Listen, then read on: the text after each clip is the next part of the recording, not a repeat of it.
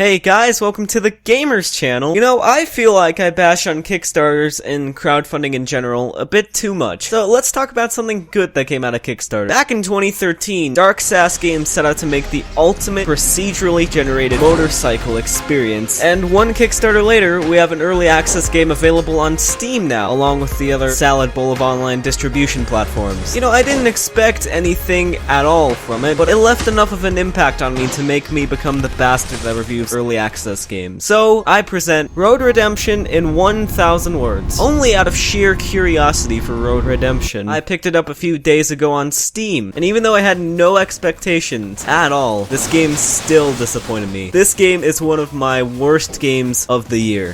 Hang on, I'm kidding. It's actually pretty fun. The whole premise of this game is that you play as a biker sent on various missions throughout the continental US to eventually reach the giant fucking skull in the middle of the East. Apparently, you're paid for these missions by an anonymous investor with such goals as to win races, raise the police level, and kill a bunch of people. To be fair, these are supposedly a bunch of people from enemy biker gangs, which is never really explained that well, and you almost never see your own gang, so one could assume he's a rogue biker, or they just haven't added that in. Hey, I'll cut him some slack, it's still in early access. Each level, you get money to upgrade your biker stats, or get some health or energy to help you on your quest. The game sends you through country roads, highways, and the rooftops of endless buildings. Yeah, that one kinda surprised me too. But don't worry, because to scale over each building, they give you fucking thrusters on the side of your motorcycle. Apparently though, you're the only person to have jump jets. The gameplay consists of having different kinds of tasks to do to gain money on each one of your trials. Sometimes you need to race, sometimes you need to kill people, and sometimes it's just a time trial to the finish line. In much the same style as Road Rash, you basically beat people over the head while riding a motorcycle to selfishly aid you in your own journey to the giant ominous skull. I never actually made it there, but don't worry, this game's more about the journey. Each time you play the game, the levels change at some point, and you scale up through these increasingly more and more difficult courses until you inevitably die at some point. But the kicker is, when you die, you start back from the very beginning. What they don't tell you is up until that point is that part of the game doesn't really matter if you beat it or not. Overarching incremental upgrade system that affects every run you do in the game, no matter how many times you die. The further you progress through the game, the more experience you'll get for the meta game, which you can then use to make continuous runs easier. There's upgrades for health, there's upgrades for money, weapons, and there's an upgrade to skip the first 2 levels so that you can get a head start. You'd think that would actually be more helpful, but you lose the first 2 levels of easy experience. Even though it sounds like it plays a lot like Cookie Clicker with motorcycle interludes, it's surprisingly fun. You know how entertaining it is to send people careening off of a fucking cliff, or to stick a goddamn bomb on them and watch them blow up? These developers clearly know what they're doing, and even in its alpha state, they still have a great game that's really enjoyable. Although, even though it's an early access, it seems like things have changed from the original idea a little. In the Kickstarter campaign video, there's a moment where they talk about how the Road Rash style of gameplay isn't really seen on games on the market anymore. Normally, I tell them to think their own fucking idea. Fortunately enough, they seemed really transparent about it. And if you look at the old Road Rash, that's a game concept that's golden. I'm just glad someone else had the audacity to do it after all these years. Later on in the video, they talk about all the things that they have in mind for the future, like being able to form gangs with your friends, which could oppose other gangs in an open world biking clusterfuck, but they seem to sort of go back on that idea a little bit, and I know this is early access, but it seems like the general direction of the game seemed to change from